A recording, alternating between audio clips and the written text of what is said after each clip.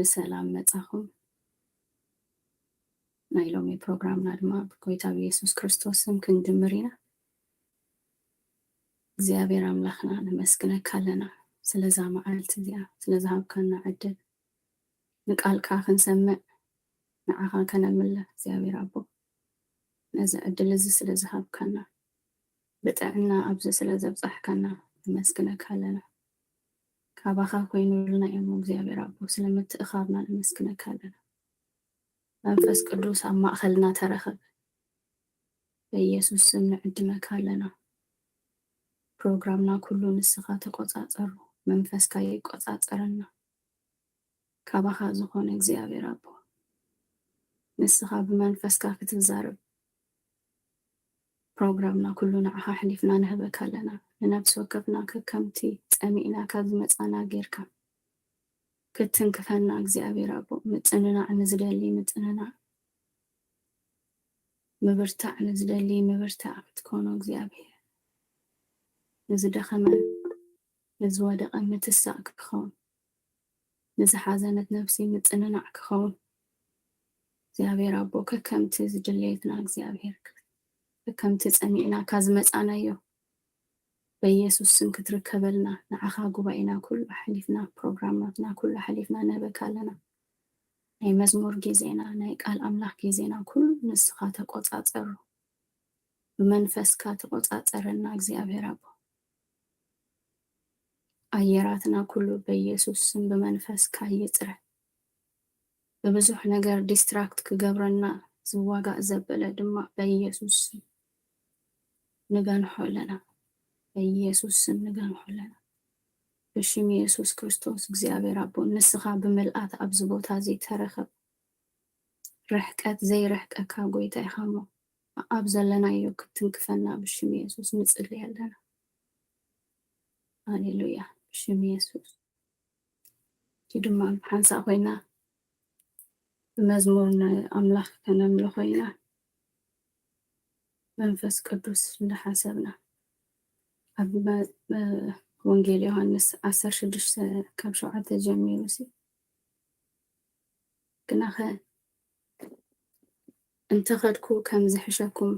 ሓቂ ነግረኩም ኣለኹ። ኣነ እንተዘይከድኩስ እቲ መፀናንዒ ናባኻትኩም ኣይመፅን እዩ እሞ እንተኸድኩ ግና ንኡ ክሰደልኩም እየ ይብል። ትሕት ኢሉ ኣብ 13 ከዓ እቲ መንፈስ ሓቂ ምስ መፀ ግና ንሱ ዝሰምዖ ዘበለ ይዛረብ እምበር ካብ ርእሱ ኣይዛረብን እሞ ንሱ ነቲ ዝመፅእ ከፍልጠኩም ናብ ኩሉ ሓቂ እውን ክመርሓኩም እዩ ይብል። መንፈስ ቅዱስ ናብ ኩሉ ሓቂ ዝመርሕ ዘፀናንዕ መንፈስ ነቲ ክቡር ካብቲ ሕሱር ክንፈልዮ ዘለብመና መንፈስ ንመንፈስ ቅዱስ እንዳደለና እንዳፀማዕና እደሊ ኣለኹ መንፈስካ እንዳበልና ክንዝምር ኢና። እፀማዕ ኣለኹ ንመንፈስካ ዘይትፅገብ ንስኻ ኢኻ ወትሩ ትናፍቕ ንስኻ ኢኻ ክንብሎ ኢና።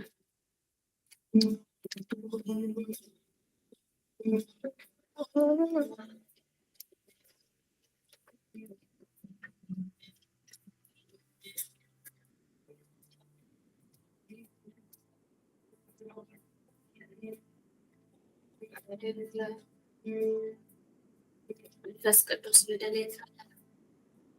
መንፈስ ቅዱስ ንፀማዕካ ብዘይባእካ ክትፈክር ባርጊስና ፈሊጥና ኣለና ሰላም ረኺብና ደው ባልና ንፅህ ንዓና ካብኻ ንወስዶ ዘይባእኻ ኣይኮነናኒ መንፈስ ቅዱስ መመሊስና ትደሊ ንዓኻ መመሊስና ንፀህ ንዓኻ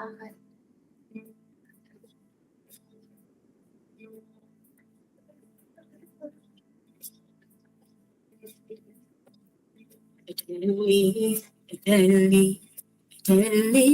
መንፈስካ እፀምር እፀምር እፀምር መንፈስካ እደሊ መንፈስካ እፀምር እፀምር እፀምር መንፈስካ እደሊ መንፈስካ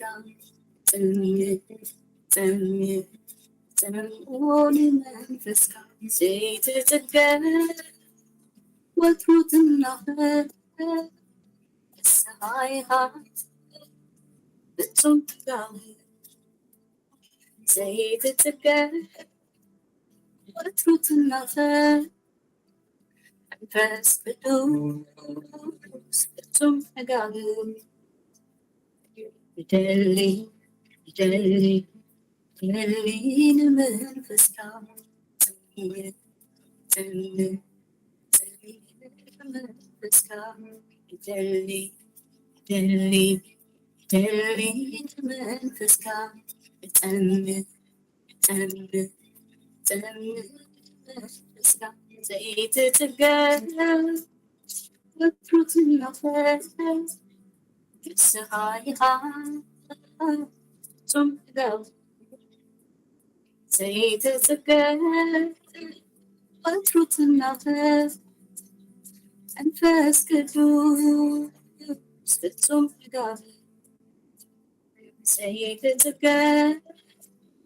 وتروت النفس السهاي هات ثم تقاوي زي تتقلب وتروت النفس السهاي هات أنفاس قدوس ثم تقاوي دلي دلي دلينا منفس كام تأمل تأمل تأمل منفس كام دلي دلي دلينا منفس كام تأمل تأمل تأمل منفس كام زي تتقل وتروت النفس السهاي هات ثم تقاوي زي تتقل وتروت النفس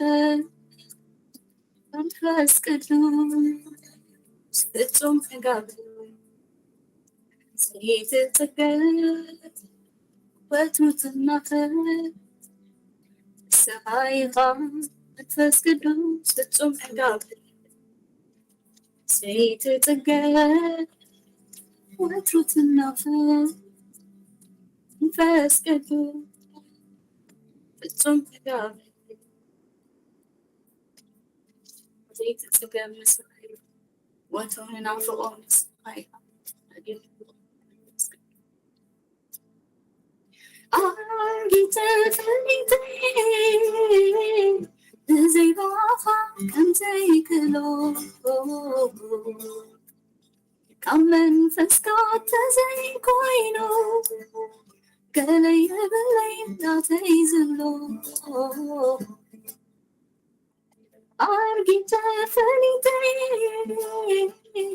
زي بابا كان زي كلو كمن فسكات زي كوينو كلي بلي تيزلو حين رغيب دوم باليس لزلقايو وشتي زمرت من جحا سيس لزلقايو وشتي تبعت رغيبة بتمرتيس لزلقايو وشتي رقعت رغيبة هادي نفسيس لزلقايو وشتي أرجيت فليتين زي بابا كم زي كلو كمن فسكات زي كوينو كلي بلي تيزلو تزمرني من جحا قوسيس لزل خايو وشتي سلام رخيبة متنين عيس لزل خايو وشتي رقعت رخيبة هادية نفسيس لزل خايو وشتي حين رخيبة دوم باليس لزل خايو وشتي حين رخيبة دوم باليس لزل خايو وشتي ዘዘምረኒ ምንጭ ሓጎሲ ስለዘለኻዮ ውሽጠይ ሰላም ረኺበ ምጥንናይ ስለዘለኻዮ ውሽጠይ ርሕቐት ረኺብ ጻዲቓ ነፍሰይ ስለዘለኻዮ ውሽጠይ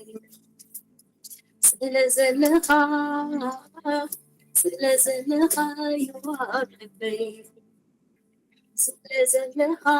መንፈስ ቅዱስ ስለዘለኻዮ ውሽጠይ ስለዘለኻዮ ውሽጠይ ስለዘለኻዮ ኣብ ልበይ ኣርጊተ ፈሊተይ ብዘይባኻ ከንዘይክእሎ ካብ መንፈስካ ተዘይኮነይኖ ገለየ ብለይ ታተይ ዝብሎ ሓይሊ ረኺበ ዳግመ ባል ስለዘለኻዮ ውሽጠይ ዘዘምረኒ ምንጭ ሓጎሰይ ስለዘለኻዮ ኣትረኺበ ሃዲያ ነፍሰይ ስለዘለኻዮ ውሽጠይ ዘዘምረኒ ምንጭ ሓጎሰይ ስለዘለኻዮ ውሽጠይ ስለዘለኻዮ ውሽጠይ ስለዘለኻዮ ልበይ ስለዘለኻ መንፈስ ቅዱስ ስለዘለኻዮ ውሽጠይ ስለዘለኻዮ ልበይ ህልውናኻ ዘገድሰኒ ምሳይ ምህላውካ እዩ ዝበልፅኒ ህልውናኻ ዘገድሰኒ ምሳይ ምህላውካ እዩ ዝበልፅኒ መመሊሰ ደሊ መንፈስካ መመሊሰ ፀምኦን መንፈስካ መመሊሰ ደሊ መንፈስካ መመሊሰ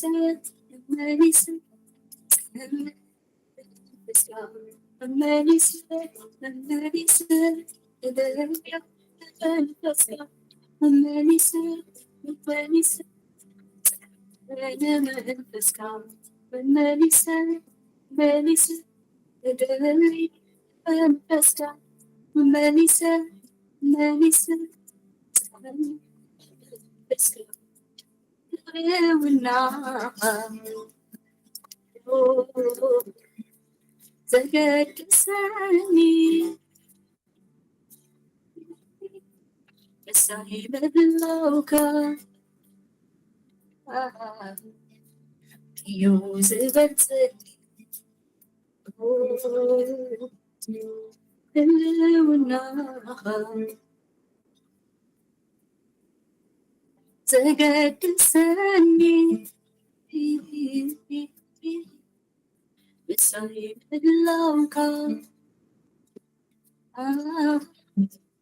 እዩ ዝበልፅኒ መመሊሰ ደሊ መንፈስካ መመሊሰ መንፈስካ መመሊሰ ደሊ መንፈስካ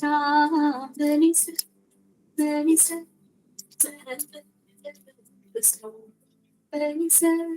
መመሊሰ ደልዮን መንፈስካ መመሊሰ መንፈስካ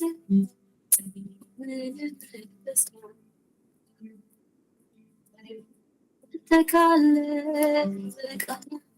كل سلام سمانا مكنيتي كانا ونا قومينا يتكالب قانا كل سلام سمانا مكنيتي كانا ونا قومينا أنت كالله يبقى كل سنة سمعني مكنيتي يا ركنا لولا يقوم كيتا كالله يبقى كل سنة سمعني مكنيتي يا ركنا لولا يقوم أنت كالله يبقى كل سنة يسمعني مكنيتي يا ركنا كيتا كالله يبقى كل سنة يسمعني مكنيتي يا ركنا يا قومي أنت كالله يبقى كل سنة يسمعني مكنيتي يا ركنا أركض فريتي كم زي باها كم زي كيلو كم من فستات زي كوينو كلا يبين نعطي زبلو تحيل رفيق دوم بوليس زلقايو وشتين زمرني من جحابوسي زلقايو وابلبي سلام رخيب من تمن الفيس زلقايو وشتين رقعت رخيبة هادي أنا بسيس زلقايو وابلبي زلقايو وشتين زلقايو وابلبي زلقايو بس كدو زلقايو وشتين زلقايو لتسي زلقايو وابلبي أنت كالله يبقى ሙሉ ሰላም ይሰማኛል መገኘትህ ያረካኛል ያቆመኝ አንተ ካለህ ይበቃኛል ሙሉ ሰላም ይሰማኛል መገኘትህ ያረካኛል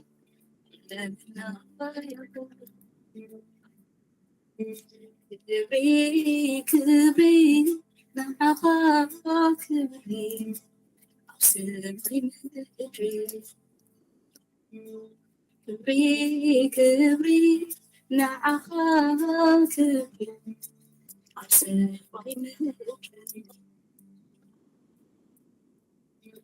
مدري كبري يسوس كبري أبصري مدري كبري نعاك كبري أبصري مدري شعوري زعاتك كنت من لك الوقع شعوري زعاتك كنت من لك الوقع شعوري زعاتك كنت من لك الوقع شعوري زعاتك كنت من لك الوقع يمسح الكاكتي يمسح الكاكتي يمسح الكامل يمسح الكامل يمسح الكامل يمسح الكامل يمسح الكامل يمسح الكامل كبري كبري يتعخى كبري أبصرك بمدري كبري كبري يسوس كبري سماي بيدك شعري زعات كنت من فكرهم شعري زعات كنت من فكرهم شعري زعات كنت من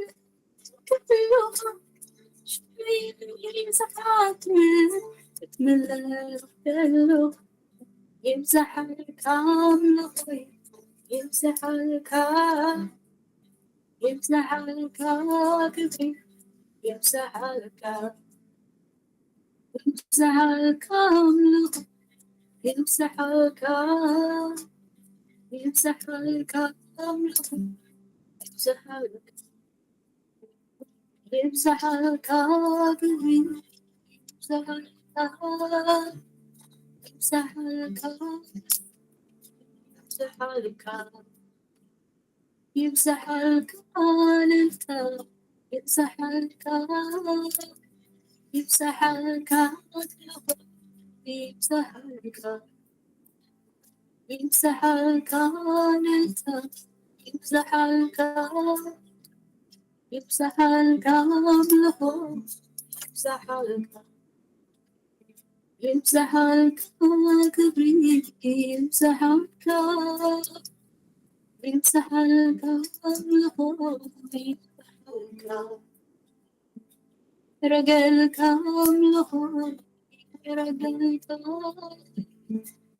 رجع الكامل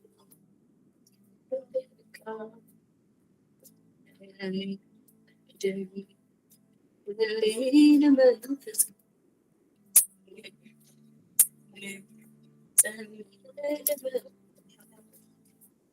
زيت تتقل تروت النفل الصغيرة تم قلبي زيت تتقل تروت النفل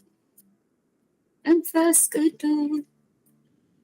تم قلبي زيت تتقل وتروت النفل الصغيرة تم قلبي زيت تتقل تروت النفل أنفاس قدود تم زيت تتقل وتروت النفل الصغيرة تم زيت تتقل وتروت النفل أنفاس قدود تم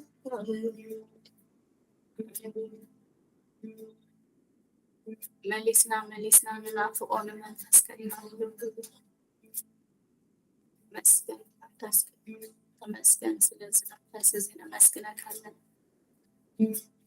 ዘንፀና ናብ ኩሉ ሓቂ ዝመርሕ መንፈስካ ኣብ ውሽጥና ስለዘሎ ዘመርትዕ መንፈስካ ኣብ ውሽጥና ስለዘሎ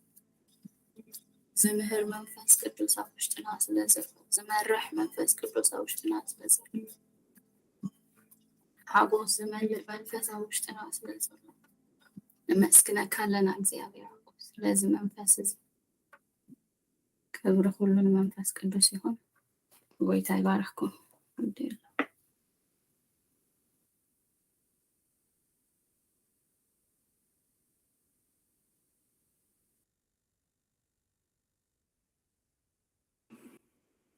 ኢየሱስ ጎይታ እዩ ሃሌሉያ በመዝሙር ክንባረክ ጸኒሕና ሃፍትና ዳናይት አምላኽ ይባርክኪ ኢየሱስ ጎይታ እዩ ሃሌሉያ ሕጂ ናብቲ ዝቅፅል መደብ ክንከይድና ሁላትና ብጸሎት መንፈስ ንኹን ኢየሱስ ጎይታ እዩ በዚ መንፈስ ኮይና ንኣምላኽና ክነመስግኖ ኢና ጎይታ ነመስግነካ ኣለና ሕጂውን ዕጋበትና ንኣኻ መምላኽ እዩ ንኣኻ መምላኽ እዩ ንኣኻ መንባር እዩ ሃሌሉያ እሱ እዩ ዕጋበትና ሕጂ ድማ ኣብ ማእከልና ስለዘለኻ ነመስግነካ ኣለና በጎይታ በኢየሱስ ክርስቶስ ስም በቅዱስ መንፈስካ ክትምህረና ንጸልይ ኣለና ህላውነትካ ክሰማዓና ንጸልይ ኣለና ሃሌሉያ ኢየሱስ ጎይታ እዩ ነዚ ጉባኤ ክትባረኽ ይጸልይ ኣለኹ ኣእዛንና ክትከፍቶ ልብና ክትከፍቶ ቃልካ ክንሰምዕ ክርዳእና በእምነት ምሳና ክሓብር ብጎይታ ኢየሱስ ስም ይጸልይ ኣለኹ ሃሌሉያ ብናትካ ፈቃድ ከምዚ ዝበለ ግዜ ስለዘዳለኻልና ተመስገን ነክብረካ ነምልኸካ ዓብ ኣምላኽ ስለዝኾንካ ኩሉ ክብሪ ንኽህበካ ኣለና ሃሌሉያ ጎይታ ኢየሱስ ክርስቶስ ስም ሃሌሉያ ነዚ ጉባኤ ክትባርኽ ይጸልይ ኣለኹ ምትእኻብና ዝጸልእ ዝተፈላለዩ መገዲ ዝዋጋእ ጸላኢ ብጎይታ ኢየሱስ ክርስቶስ ስም ክትሕፍሮ ንጸልይ ኣለና ሃላዋኻ ጸጋኻ ብልዕልና ክበዝሕ ይጸልይ ኣለኹ ስለ ኩሉ ነገር ተመስገን ብጎይታ ኢየሱስ ስም አሜን ኢየሱስ ጎይታ ኢየሱስ ይባርኽኩም ኩልኻትኩም ትከታተሉ ዘለኹም ናይት ጎይታ ይባርኽኪ መመልስ ጸጉዕ ይብዛሓልኪ ዘገርም ናይ ኣምልኾ ግዜ ነርና እናብቲ ቀጻሊ መደብ ክንከይድ ኢና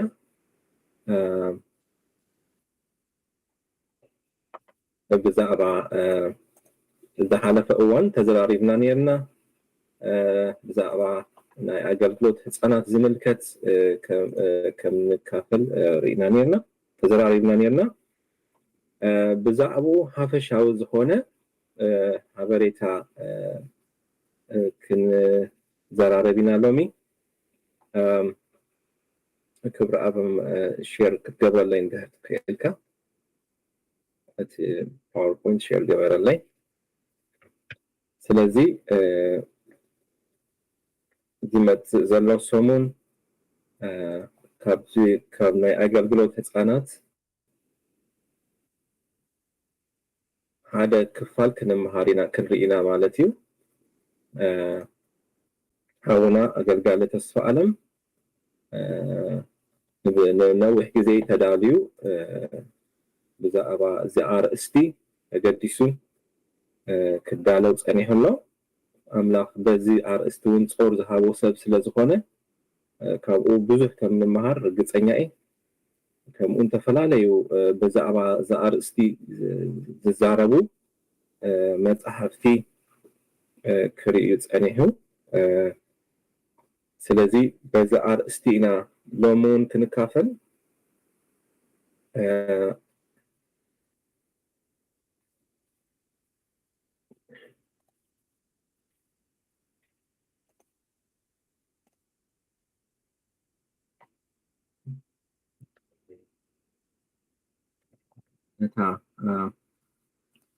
اوكي ديت ما كان عندها كوينو انا كروي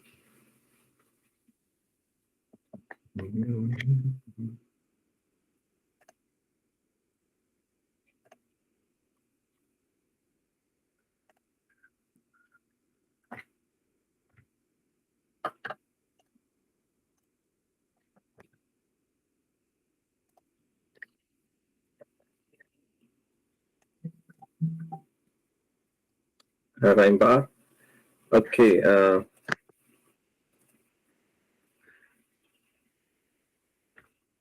كيف اب شير كيف قال لي ديها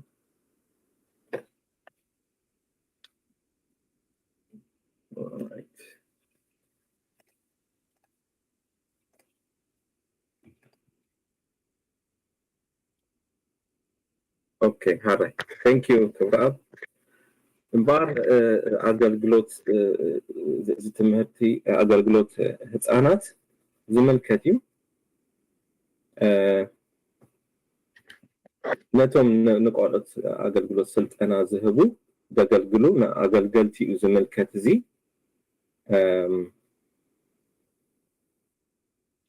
ስለዚ እዚ ስልጠና ከመይ እዩ እንድህሪልና ትሕቲ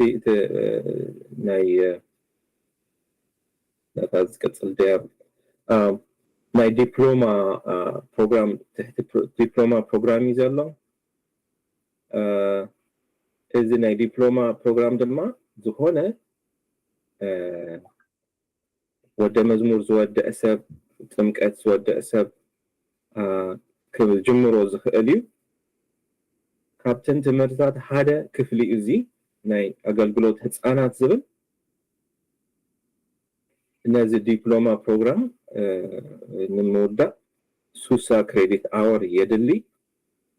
كمون كالوت أقدس تزخونو common courses ناي دبلوما زوهابو كيود كمون بتوساقي كالوت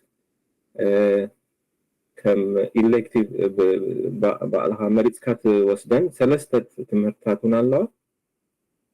منفساوي زي كونا جن تحقاقات زي كونا كم ناي موسيقى كتمها تدلت لخوين كجيتار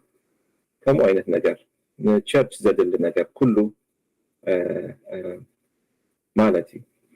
سلازي كابتن تمرتات كفال هانتي أزي أمالتي كابتن تحت الدبلومة زلوا أزي كفال أزي كفل تمرت دما 4 كفالات اللوا أقلقلوت نمراحت تخون نمراحت بيت كريستيان تملك زملكت بزعبا قلقت أقلقلوت زملكت مالتيو كمون نما مهرانم زملكت نولد زملكتن بعلو دما تي كاريكولم نتوم قلقت زمهارو مالتيو 4 كفلي جيرنا إنا كريو سلازي نزمت زلو سمون هاونا تسفى علم نما مهاران زملكت كريئنا إيو أنا لومي حفشاوي زخونة حفشاوي تهزتو نايزي أقلقلوت هتسانات كفلي تمرت أقلقلوت هتسانات سبل كهبي مالتيو سلازي كانت زبالكو نما مهران نبيت كريستيان أقلقل تي زملكت ببيت كريستيان درجة نزيعتهم زملكت باستر مهرت أب بزي كمتيو بزي تداليو نما مهران زملكت دما هاونا تسفى عالم زمت زلو سومون يزولنا الله نولد زملكت دما كم وكن كتسلينا بكمو سرعة تمت مصحف قدس نقالقتن نمن اسياتن زبل دما كاريكولم ناتوم دما ناتوم مهرانم زملكت زخونه نزوم نقالقت كهز دلسب كمهرلو زخل كاريكولم مالتي وزعبون تفليت مهرتي الله مالتي تحت كفلة مهرت أقلقلوت هزانات سلازي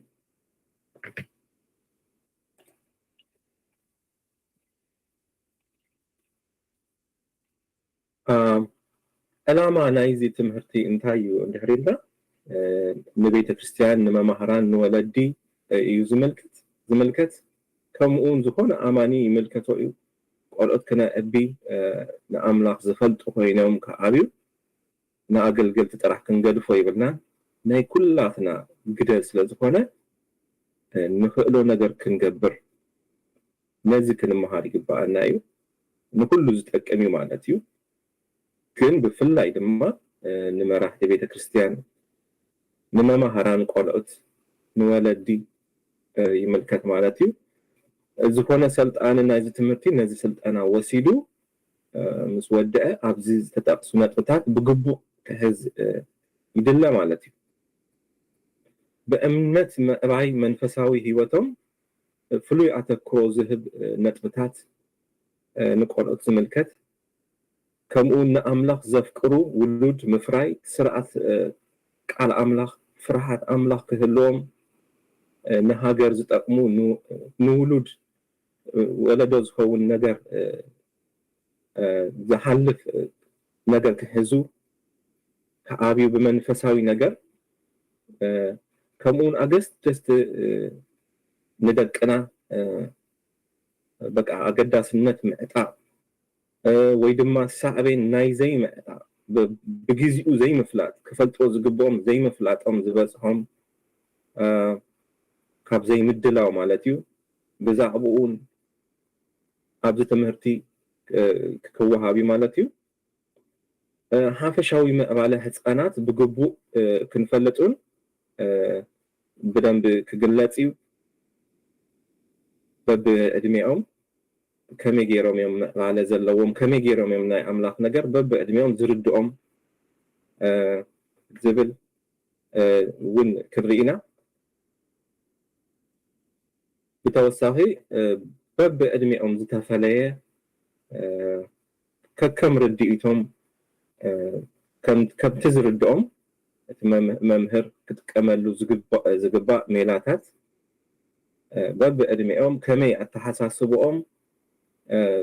ተገልጸ ነገር ስለ ዘሎ ኣብኡ በዚ ነዚ ትምህርቲ ሰልጠነ ሰብ ክፈልጥ ይግብኦ ማለት እዩ ስለዚ ከም መእተዊ ናይዚ ትምህርቲ ክርኢ እንተር ኮይና ንቆልዑት ዝኸውን ትምህርቲ ምድላው ከም ቀሊል ነገር ዝረኣይ ነገር ኣይኮነን ንምንታይ እንተሪና ድማ ናይ ቆልዑት ህይወቶም ብቀጻሊ ምዕባለ ውሽጢ ዝሓልፍ ስለ ዝኾነ ብሓደ መገዲ ክትቀርብ ኣይትኽእልን ኢኻ ማለት እዩ ከከም እቲ ናይ ለውጢ ህይወቶም እንታይ ይሃልፉ ኣለው ብምንታይ ኩነታት ኣለው እንታይ ዓይነት መነባበሮ ኣለዎም እንታይ ዓይነት ኣብ ከባቢኦም ዘለዎ ፅልዋ እንታይ ኣሎ እዚ ብደንብ ክፍለጥ ዘድልዮ ነገር እዩ ወንጌል መልእኽቲ ብግቡእ ኣብ ህይወቶም ክርድኦም ማለት እዩ ስለዚ መብዛሕትኡ እዋን ኣብ ቤት ኣምላኽ ዝዓበዩ ቆልዑት ብግቡእ ጎይታ ከተቐቢሎምን ሳምታይምስ የጠራጥረካ እዩ ንምንታይ ሸለል ዝበሃል ነገር ብቀሊል ሸለል ክትብሎ ትኽእል ነገር ስለ ዝኾነ ልክ ከማና ጎይታ ክቅበሉ ኣለዎም ወንጌል ክሰምዑ ኣለዎም ወንጌል ብግቡእ ክርድኦም ኣለዎም ከመይ ኢሎም ኣብዛ ዓለም እዚኣ ክነብሩ ንጎይታ ክስዕቡ ከም ዘለዎም ናይ ሞራላዊ ጥራሕ ከይኮነ መጽሓፍ ቅዱሳዊ ፍልጠት የድልዮም ታሪኻት ምፍላጥ ጽቡቕ እዩ ኩሉ ታሪክ ምትፈለጡ ድማ ናይ ወንጌል መልእኽቲ ድማ ክርድኦም ክኽእል ኣለዎ ነዚ ርግፀኛታት ክንከውን ኣለና ስለዚ ዝኾነ ዘዕቢ ዝካናኸን ኣብ ቆልዑት ዘሎ ሰብ ኣብ መንፈሳዊ ህይወቶም ጽልዋ ከም ዘለዎ ክርዳእ ኣለዎ ዝኾነ ቤተሰብ ካብቲ ዝርእይዎ እዮም ካብቲ ተንክነግሮም ዝመሃርዎ ዝርእይዎ ዝመሃርዎ ስለ ዝበዝሕ ኩሉ ሻዕ ብህይወትና ትምህርቲ ንኾኖም ነገሩን ክነስተብህል ከም ዝግባአና ኩሉ ኣባል ማሕበር ንቆልዑት ምዕባይ ኣብ መንፈሳዊ ህይወቶም ጽልዋ ምግባር ሓላፍነት ከም ዘለዎ ክፈልጥ በቲ ንገብሮ ኣነባብራና ኩሉ ንኣቶም ኣርኣያ ከም ንኾኖም ዘለና ብጽቡቕ ይኹን ብሕማቕ ንኾኖም ከም ዘለና ክንፈልጥ ከም ዘለና ይግባእ ማለት እዩ ስለዚ ንምንታይ ኢና ነዚ ክንግደስ ዝግባአና እንድሕሪልና ድማ መብዛሕቶም ኣመንቲ እንድህሪእናዮም መብዛሕቲ ግዜ ቆልዑት እንድህሪእናዮም ኣብ መንጎ 14 ምስ ኮኑ እዮም ናብ ጎይታ ዝመፁ መብዛሕትኦም ክርስቲያናት እንድህሪእኩሞ ኣብዚ ክልል ዕድመ ምስ ዝህሉ እዮም ንጎይታ ዝፈለጡ ልዕሊ እዚ ክልል ዕድመ ዘለው ቆልዑት ሰባት ዝኾነ ሰብ ድማ ከምቲ ዝኾነ ሰብ ናብ ጎይታ ዝመፁ ይመጽእ ግን መብዛሕትኡ እዋን ኣብ ህይወቶም ለውጢ ዝመጽእ ኣብ ህይወቶም መሰረት ዝህነጽ ኣብዚ ዕድመ ኣብዚ ክልል ዕድመ ስለ ዝኾነ ነዞም ቆልዑት ክንግደሰሎም ነዚ ክፍለ ኣገልግሎት ክንግደስ ልዕሊ ኩሉ ይግባአና ማለት እዩ ካብቲ ወንጌል ወፂእና ንሰብኮ ዝበለጸ ኣብ ደቅና ወንጌል ክንሰርሕ ከለና ዝበለጸ ውፅኢት ከም ዘለዎ ዝኾነ ቆልዓ እንድህሪእናዮ ኣብ ደገ ንረኽቦ ወንጌል ክንሰብከሉ ፍጥረት ኣምላኽ ስለ ዝኾነ ድማ ኣብ ቅድሚ ኣምላኽ ከም ሓደ ሰብ ስለ ዝረኣይ ከምኡ ሪኢና ንወንጌል ንኣንኡን ዕድል ክንህቦ ኣገዳሲ ምዃኑ ኣብዚ ትምህርቲ ክንርኢና ማለት እዩ። ንኣብነት እንድሕር ሪኢና ኣነ ናብ ጎይታ ዝመጻእ ኩሉ መገዲ እንድሕር ሪኤ ኣብ ጎረቤትና ዝመሃሩ ቆልዑት ነይሮም ኣብኡ ድማ ዝምህሮም መምህር ነይሩ። ኣብ ደገ ክንፃወት ከለና ድማ እዚ ሰብ ነዞም ደገ ንፃወት ዘለና ቆልዑት ምሳና ኮፍ እንዳበለ ምሳና እንደተፃወተ ብፍሉይ ኣቀራርባ ናብ ጎይታ ክንመጽእ ዕድል ከም ዝፈጠረልና እዚ ናይ ወንጌል ዕድል ምዃኑ ኩላትና ንፈልጥ ኢና ማለት እዩ። ኣነ ብዛዕባ እዚ ብዙሕ ነዚ ሰብ ዘመስግኖ ኣብ ናይ ቆልዑት ኣገልግሎቱን ከድህብ ዝገበረኒ ነገር እንድሕር ኣሎ ኮይኑ እዚ እዩ። ስለዚ ኣነ እውን ከምዚ ንቆልዑት ምግልጋል ብጣዕሚ እንታይ ሽሙ ይብለይ ኣብዚ ኤሪ ባይብሉን ናይ ቆልዑት ኣገልግሎት ኣብኡ ኣብ ቀዳም ዝግበር የገልግለይ ማለት እዩ። ንደቅና ስርዓት ኣምላኽ እንተዘይምሂርናዮም ብኣንጻሩ ዓለም ክትምህሮም እያ ዝኾነ ቆልዓ ይመሃር እዩ። ኣብዚ ክልል ዕድመ እንድሕር ኣሎ ኮይኑ ናይ ህይወቱ መሰረት ዝሃንፀሉ እዋን ስለ ዝኾነ በዚ ብጥንቃቐ ክንሃንፅ ይግባአና። ካልእ ክንህቦ ንኽእል ምክንያት ነዚ ኣገልግሎት ክንግደሰሉ ዝግባአና ንምንታይ እዩ እንድሕር ኢልና 40 ሚእታዊ ናይ ዓለምና ትሕቲ ዕድመ 18 ዝርከቡ ቆልዑት እዮም። 60 ሚእታዊ ናይ ኤርትራ ትሕቲ 30 ዕድመ ዝርከቡ መናእሰያት እዮም። ስለዚ ሓድሽ ወለዶ እዩ ማለት እዩ። ናይ ኢትዮጵያ እንድሕር ሪኢና ድማ 80 ሚእታዊ እቲ ወለዶ ትሕቲ 30 ዕድመ ማለት እዩ። ስለዚ ኣብዚ ብዙሕ ሃይሊ ኣሎ ማለት እዩ። ኣብዚ ብዙሕ ዓቕሚ ኣሎ ወንጌል ክንበፅሕ ብዙሕ ክንሰርሕ ኣለና ማለት እዩ። ኣብ መብዛሕትኡ እዋን ንሪኦ ኣብ ቤተክርስትያናት ንሪኦ ኣብቲ ናባና ናይ ዓበይቲ ንገብሮ ይበዝሕ ግን እቲ ክውን ነገር ክረኣይ ከሎ ንቆልዑት ክወሃብ ዝግባእ ግዜ ጉልበት ኩሉ ነገርና ክነዋፍር ዝግባአና ግን ኣብ ቆልዑት ምዃኑ እዩ ዘመልክት። ውፅኢታዊ እውን እዩ ኣብ ቆልዑት ክትሰርሕ ከለኻ ውፅኢታዊ እውን እዩ ኣብ ወንጌል ማለት እዩ። ቆልዑት ዝመሃርካዮም ኩሉ ኣብ ሂወቶም እዮም ዝሃንፁ። ብኣንጻሩ ዓበይቲ ድማ ብዙሕ ዓቕሚ ይሓትት እዩ ማለት እዩ። ኣብ ቃል ኣምላኽ ክስረቱ ብዙሕ ይሓትት። ስለዚ ኣብዚ ክንሰርሕ ዝግባአና ማለት እዩ። ካብ 10 ሚእታዊ ኣብ ንኣብነት ኣብ ኣሜሪካ ዝርከቡ መናእሰያት 10 ሚእታዊ እዮም ኣብ ጎይታ ፀኒዖም ዝቅፅሉ። ከምኡውን 60 ሚእታዊ ዝኾኑት ካብ ቤት ኣምላኽ ዝወፁ መገዲ እዩ ዘሎ። እዚ ድማ ምክንያት ኣለዎ።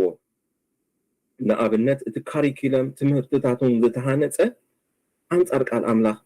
ብዝኾነ መገዲ ኣገባብ ስለ ዝኾነ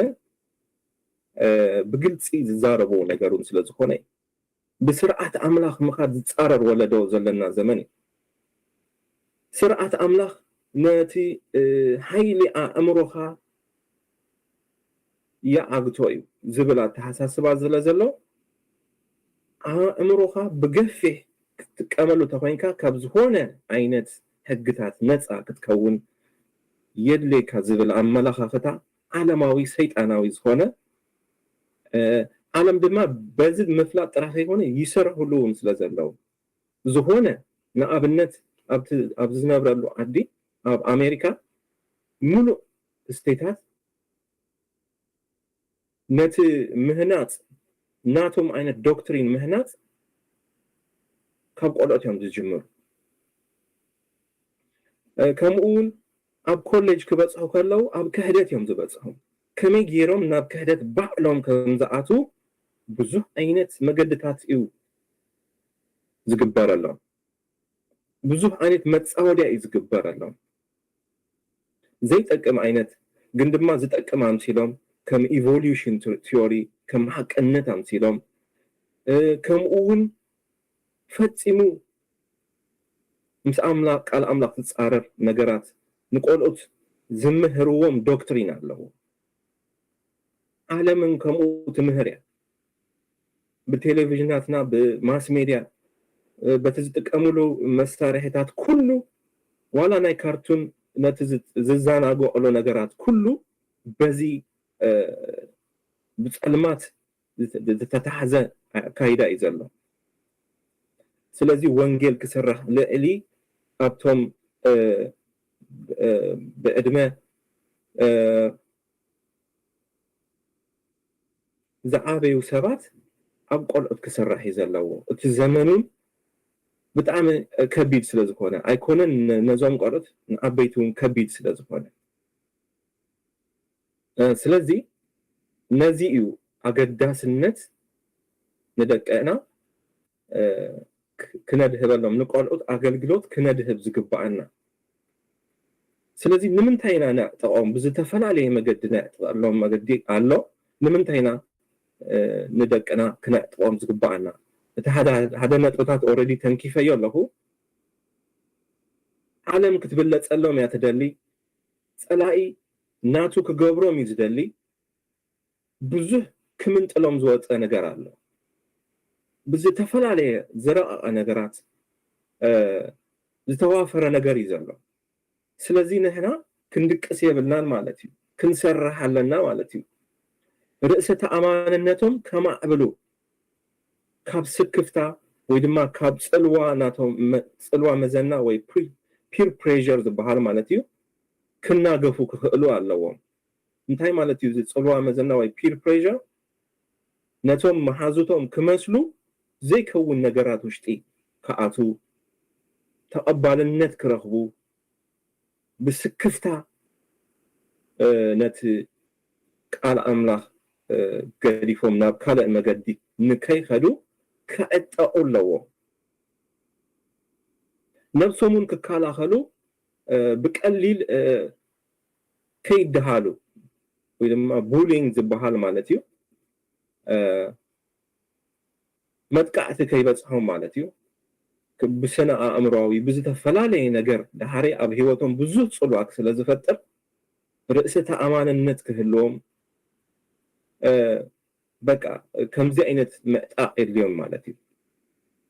قنع زهونه دما صوتاوي أفلطو كهلوم كم هارو كفؤلو علوم كابتن هنا كفلطو نفرحو نجرات لأليو كفلطوهم تقرب نجر يزلوا بعالم مبزحت أوانون لهنا كيف فلطو كم ندى اليوم نجرات لأليو استفي فليت أمام سنهم بزوج جزء نزي ولدي أي فلطوانه نساتهم دون بزوج نجر فليت أمام سنها سلزي كانوا زهونه التحساس باقن كابقى الأملاخ قريبنا لهم كنفلطهم ببع أدميهم كم زقبا كفلطوه كم متصاوديا كحلو يقبرون صبوه بحريات كهانسو هم بحريات دما كوجدو كنا سلطنو مالنا بتزخدو مجد كنمرهم مالنا حلفنت كسبكمو كمهارو لهم كله كنا خنوم بفلاي دما أبدي سدت نبر سبات بهلو نجارات ولا أبزخونه عدي رينايو ولا دنتهم زجابرو بهلو نجار كنا خنوم ولا نتم كمهارو زجبا حلاف النتم بعلم ولدك جابرو لهم إنا نري إذا تصبق كفقري ካብ ሓልዮት ዝተላዕለ እዩ ግን እቲ ዝግብኦም ሓላፍነት ክመሃርዎ ዝግባእ ድማ ክመሃሩውን እድል ኣይህቦምን ስለዝኾነ እድል ክንህቦም ኣለና በዚ ክእጣቁ ኣለዎም ኣተሓሕዛ ገንዘብ ክመሃሩ ክፈልጡ ኣለዎም ቆልዓ ኢልና ብዛዕባ ገንዘብ ክነፍልጦ ከይነፍልጦ ክንገብር የብልና እንዲያውም ብደንቢ ናይ ዋላ ኣብ ትምህርቲ ቤት ኣብ ዝኾነ ዋላ ኣብ ዝማዕበለ ዓለም ዝበሃል ብዛዕባ ገንዘብ ኣተሓሕዛ እኩል ትምህርቲ የለን ኣሜሪካ ይኹን ዩሮፕ ይኹን ዝኾነ ቦታ ኣተሓሕዛ ገንዘብ ሰብ ዝመሃራበዩ እንተሪልና ወይ ትምህርቲ ቤት ኮነ ኢሉ ተመዝጊቡ ክመሃር ኣለዎ ወይ ድማ ከይዱ ከምቲ ኣብ ህይወት ብተግባር ክመሃር ኣለዎ ግን እዚ ከይኮነ ኣቀዲሙ እንድህር ፈሊጥዎ ኣተሓሕዛ ገንዘብ እንድህር ፈሊጡ ኣተሓሕዛ ግዜ ከመይ ገይሩ ክጥቀም ከም ዘለዎ እንድህር ፈሊጡ ብግቡእ ተዓጢቆሎ ማለት እዩ በመንፈሳዊ ነገር እንዳወሰኸ ከዓቢ ኣብ ዓለም ከመይ ገይሩ ነቲ ዝመጾ ነገራት ክምልስ ከም ዘለዎ በመንፈሳዊ ነገር ከዓቡ ከም ዘለዎ ቆልዑት ክንምህሮም ኣገዳሲ እዩ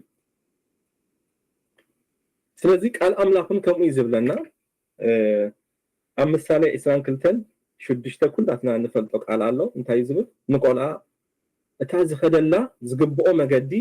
ኣላምድ ደሞ ምስ ኣረገ ካብኣ ኣይከልግስን እዩ ይብል ከምኡውን ኣብ ዘዳግም 11 ርኢናዮ ኣብ ቤትካ ኮፍ ምስ በልካ ኣብ መገዲ ክትከይድ ኣብ በጥ ምባልካ ኣብ ምትእንሳእካ ኣብኡ እናተዘራረብካ ንደቅኻ መሃሮም እዩ ዝብል ቃል ኣምላኽ ግዜ ክተጠፍእ የብልካን ማለት እዩ ከም ቃል ኣምላኽ እንድህርኢናዮ ናይ ምዝንጋዕ ግዜካ ብቃል ኣምላኽ ክትልውጦ ኣለካ ማለት እዩ ምዝንጋዕ ማለት ዕረፍቲ ትረኽበሉ ነገር ካብቲ ትምህርቲ ፀኒሕካ ስራሕ ፀኒሕካ ክተዕርፈሉ ዝግባእ ነገር ማለት እዩ እሱ ጽቡቕ እዩ ብቃል ኣምላኽ ድማ ነዚ ምርካብ ክትክእል ኣለካ ማለት እዩ ኣብ ኩሉ በጢልካ ትገብሮ ኮፍ ኢልካ ትገብሮ ኣሪፍካ ትገብሮ ነገር ቃል ኣምላኽ ክኸውን ኣለዎ ማለት እዩ ህይወትካ ክኸውን ኣለዎ ልዕሊ ካልእ ነገር ትዘናጋዓሉ ማለት እዩ ከም ቃል ኣምላኽ መሰረት ስለዚ ቆልዑት ልክ እንህና ኣብ ማሕበር ከይድና ቃል ተኻፊልና ንመጾ ንሳቶምን ቃል ኣምላኽ ክካፈሉ የድልዮም እዩ ስለዚ ልክ እንህና መጺና ንዓቶም ዝኾነ ቦታ ወሲድና ደርቢናዮ ድሓረይ ምስ ከድና ድማ ሻሂ ሰቲና ሕምባሻ በሊዕና ቅጫ በሊዕና ሒዝናዮም ንኸይድ ንሳቶም ዋላ ሓንቲ ዝሓዝዎ ነገር ዘይብሎም ከምዚ እንዳዓበዩ ከዱ ጽቡቕ ኣይኮነን ስለዚ ኣብ ቆልዑት ክነተኩር ከም ዘለና ልክ ኣብ ዓበይቲ ከም ነተኩሮ ኣብ ቆልዑትን ክነተኩር ከም ዘለና ኣብ ወንጌል ኣብ ኩሉ ነገር ክነኽብሮም ከም ዘለና ኣኽብሮት ከም ዝግብኦም ተዳሊና ክንመጽእ ከም ዘለና ንምንታይ ድሓረይ ምስ ጠፍኡና ኢና ብዙሕ ነገር ንዛረብ ጠፊኦም ከምዚ ተፈጢሩ ኢልና ድሓረይ ካልእ ናይ ጸሎት ኣርእስቲ ንገብር ማለት እዩ ባዕልና ዝፈጠርናዮ ሽግር ንምንታይ ይጠፍኡና እንድህሪልና ድማ ዝተወሰኑ ነጥብታት ክርኢና አንጻራዊ ናጽነት እንድህሪኢና ንህቦም አንጻራዊ ናጽነት ብናጽነት ዝዓበየ ቆልዓ ከም ጽቡቕ ጌርና ንሪኦ ፍኑ ዝኾነ ነገር በቃ ናጽነት ዘለዎ ዓይነት ነገር ኮይኑ ዝዓበየ ጌርና ክንሃንጽ ንደሊ እዚ ድማ አንጻራዊ ውጽኢት እዩ ዘለዎ ደቅና ንክጠፍኡ ሓደ ምክንያት እዚ እዩ ንቆልዓ ኣብቲ ዝኸደሉ መገዲ ዝግብኦ መገዲ ኣላምዶ እዩ ዝብል ቃል ኣምላኽ እምበር ብነፃነት ናብ ዝኸዶ ክኸይድ ኣላምዶ ይብለን ከምታ ቃል ኣምላኽ ትብል ኣላምዶ ልምምድ ቀሊል ኣይኮነን ክላመድ ኣለዎ ኣብ ልምምድ መቅፃዕቲ ኣሎ ትምህርቲ ኣሎ ፍቅሪ ኣሎ ኩሉ ነገር ኣሎ ኣብ ፍኑው ናፅነት ግን ዝርከብ ምንም ጥቕሚ የለን መብዛሕትኡ እዋን ግን ኣብዚ ካብ ፅልዋ ዝኾነ ሓራ ዝኾነ ኣተሓሳስባ ዝብል ብናፅነት ዝዓበየ ኣተሓሳስባ ዘለዎ ቆልዓ ክነፍሪ ስለ ዝንደሊ ከምዚ ዓይነት ጌጋ ዝኾነ ውፅኢቱ ድማ ሕማቅ ዝኾነ ነገር ኢና ንረክብ ንቆልዓ ግን ኣብታ ዝኸዶ መገዲ ክተላምዶ ብዙሕ ግዜ ክትሰርሕ ከም ዘለካ ልክዕ ሕርሻ ነቲ መሬት ተሓርሶ ተፅርዮ ብዙሕ ነገር ትገብር ድሓሪ ድማ ዘርኢ ትዘርእ ትከናኸን ካብ ክፉእ ነገር ትከናኸኖ ሰኢልካ መፂት ኣይኮነን ኣብ መሬት ትዘርኦ ብዙሕ ክትሰርሕ ኣለካ ብሓንቲ መዓልቲ ፅቡቅ ዝመፀልካ ነገር የለን ዝኾነ ነገር ምስ ጎደለውን ክትስምር የብልካ ግን ቀፃሊ በቲ ቃል ኣምላኽ በቲ ዝኸዶ መገዲ ክተሪኦ ቃል ኣምላኽ ይእዘዘካ እዩ ምውፃእ ምእታውካ ቃል ኣምላኽ ክትምህሮ ቃል ኣምላኽ ይእዘዘካ እዩ ፍኑው ዝኾነ ሓራ ዝኾነ ናፅነት ዝበሃል ነገር የለን ስለዚ ነዚ ድሓሪካ ተምፅኦ ብቃል ኣምላኽ ምስ ሃነፅካ ከም ዝደለዮ ክኸይድ ከሎ ባዕሉ ክፈልጥ እዩ ምስ ኣረገ ክፈልጦ እዩ ባዕሉ ምስ ኣረገ ክትምህሮ ኣይኮንካ ይትረፍ ምስ ኣረገ 12 14 እንድሕር በፂሑ ድሕሪኡ ናቱ ናይ ህይወት መሰረት እዩ ዘለዎ ክትምህሮ ከቢድ እዩ ድሕሪኡ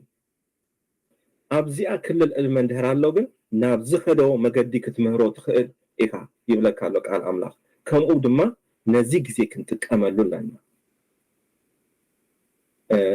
ስለዚ በዚ ዝተመልከተ እውን ሓውና ተስፋ ዓለም ብዙሕ ክምህረና ከካፍለና እዩ ከመይ ጌራ ክትቀጥቀፆም ትኽእል ኣሉታዊን ኣዎንታዊን ዝኾነ ናይ መቅፃዕቲ ነገራት እውን ብዛዕባኡ ክንዘራረብ ኢና ምስ ሓውና ተስፋ ዓለም ማለት እዩ ካልእ ንደቅና ክጠፍኡ ዝገብሮም ነጥቢ እንታይ እዩ ሕቶ መንነት እዩ መብዛሕትኡ እዋን 12 ወይ ድማ ልዕሊኡ ብፍላይ ድማ ኣብ ዘመን ዘለው ቆልዑት ዋላ 8 7 10 ዘለው ብጣዕሚ ብስለቶም ዓብ እንዳኾነ ምዕባለኦም ዓብ እንዳኾነ ስለ ዘሎ ናይ ምንነት ሕቶ ይመፆም በዚ ከምዚ እውን እዮም ኣብ ብዙሕ ፀገም ክኣትው ዝኽእሉ ናይ መንነቶም ሕቶ ካብ ቃል ኣምላኽ ክምለስ ኣለዎ ናይ መንነቶም ሕቶ ካብ ዓለም ክረኽብዎ የብሎምን ፀላኢ ዝቀረበሎም ካልእ መንነት ኣሎ ካልእ ክኾንዎ ዝደልዮም ነገር ኣሎ ኣምላኽ ዝቀረበሎም መንነት ብክርስቶስ እውን ኣለዎ ነዚ ክንምህሮም ኣለና ስለዚ ብዙሕ ኣብነት ክርእ ንኽእል ኢና ዮናስ ነቲ መንነቱ ገዲፉ ኣብ ካልእ መገዲ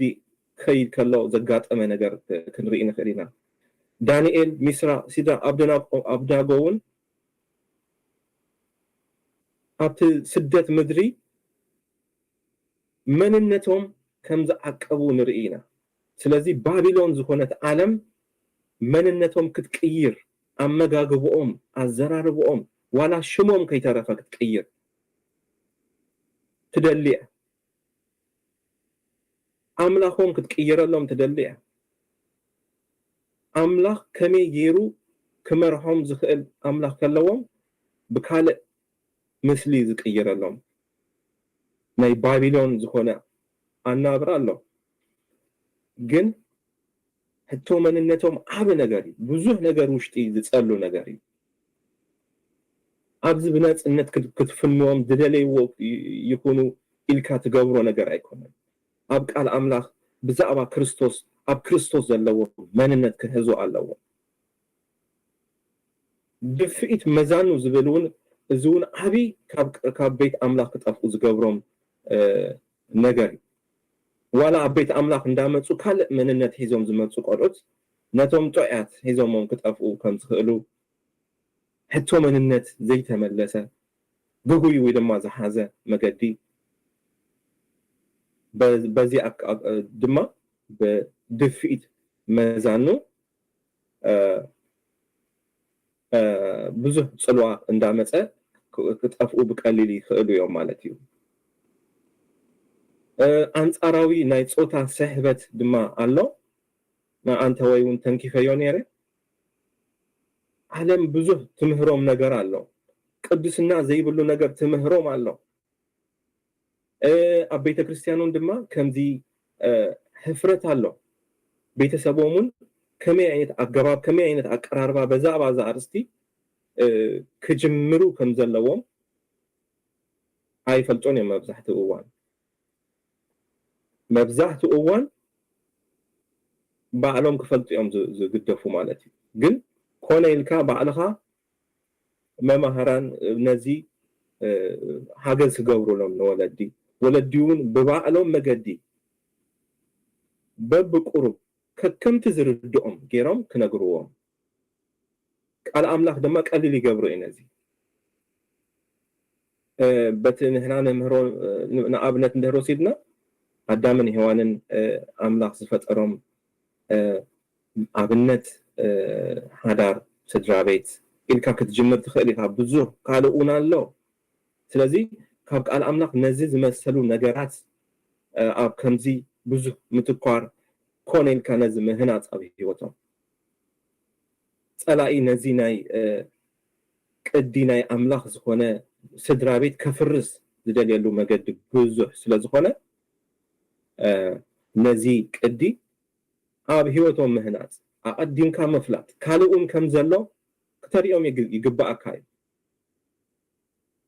እንድህር ንሕና ብሕፍረትን ብካልእ ነገራትን ዘይንምህሮም እንድህር ኮይና ዓለም ጽቡቕ ጌራ እያ ትምህሮም ብደንቢ ጌራ እያ ትምህሮም ጠዋይ ጌራ እያ ትምህሮም ብናታ ቅዲ ጌራ እያ ትምህሮም ድሓሪ ክትዕርዮ ኣጸጋሚ ዝኸውን ስለዚ ክፈልጥዎ ዝግብኦም ነገራት ዘይምፍላጦም ካብ ቤት ኣምላኽ ንትኽጠፍኡ ኣብ ግጉይ መገዲ ከኣቱ ይገብሮም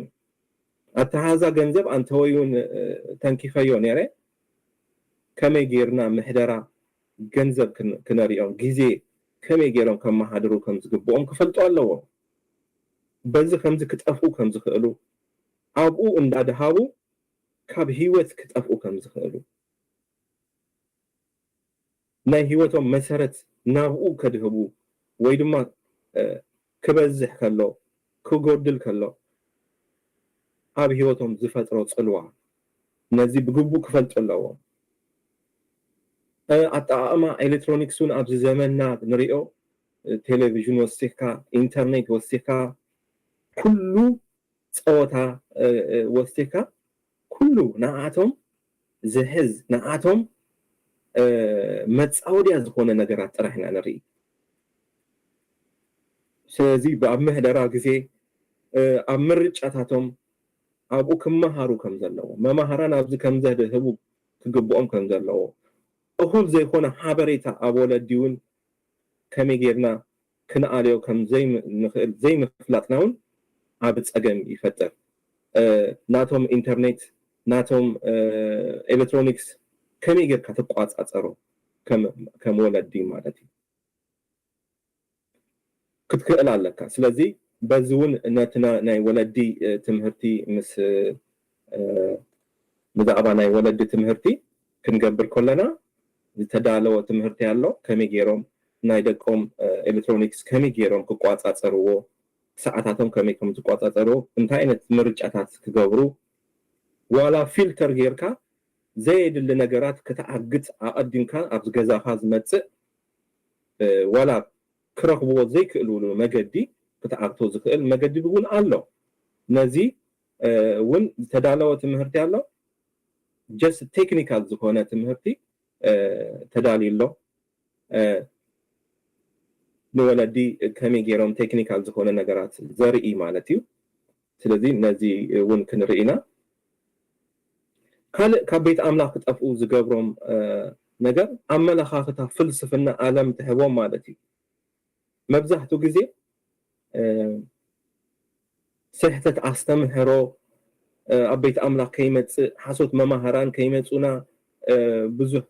نجبرو نجرات هذا نتنقع الله جن دكنا أنتي مهارو لو أبتمرت بيتهم أنتيهم دكترين زرقبو زلوا دكترين يوم زوها بزلوا هدي أستبهلنا أبزك نسرح لنا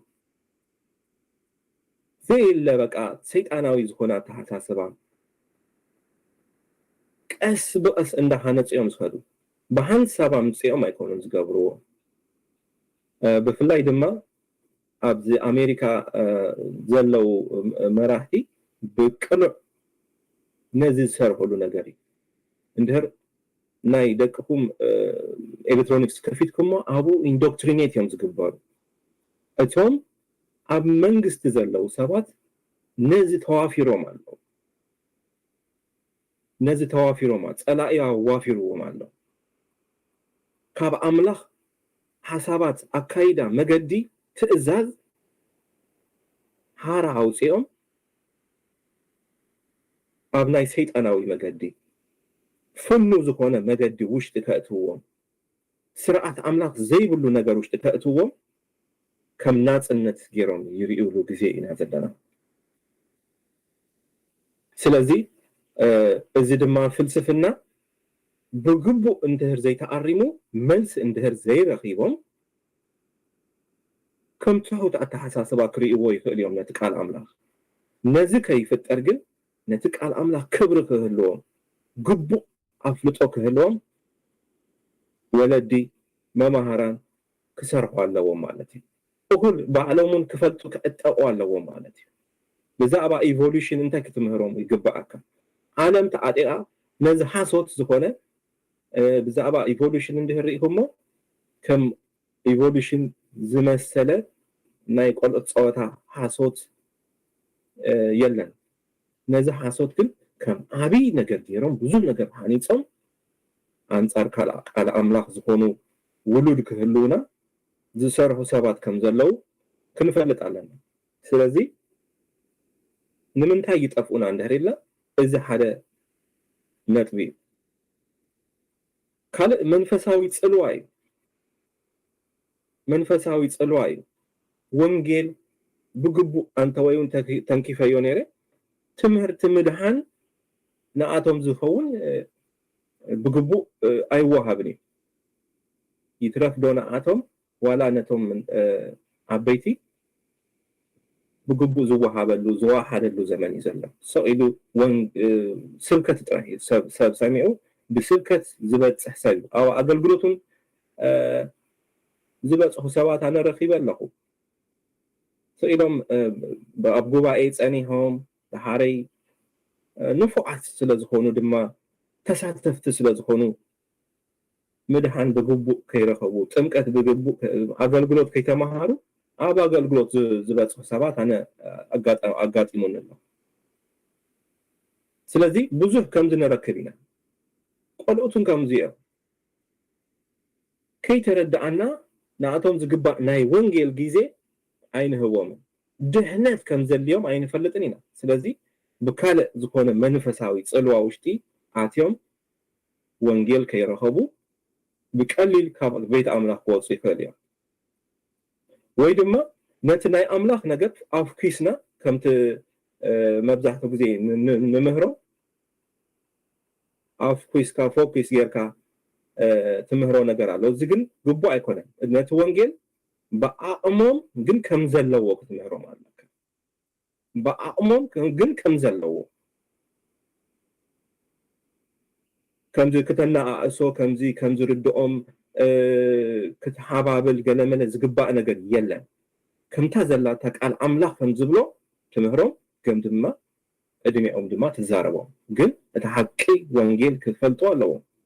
بز خمزي فوكيس زخونة نقر عند تمهارو يعاويو تحاري